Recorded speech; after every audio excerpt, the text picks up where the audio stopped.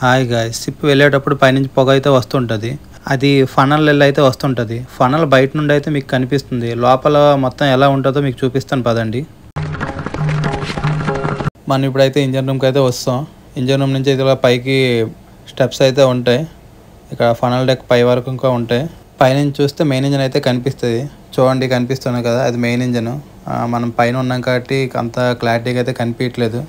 ఇగో ఈ సిల్వర్ కలర్లో కనిపిస్తుంది కదా, ఇదంతా ఫనల్కి సంబంధించిందని. కింద నుంచి లైన్స్ అయితే పై వరకు ఉంటాయి. ఈ పొగ లోపల నుంచి అయితే వెళ్తుంటుంది.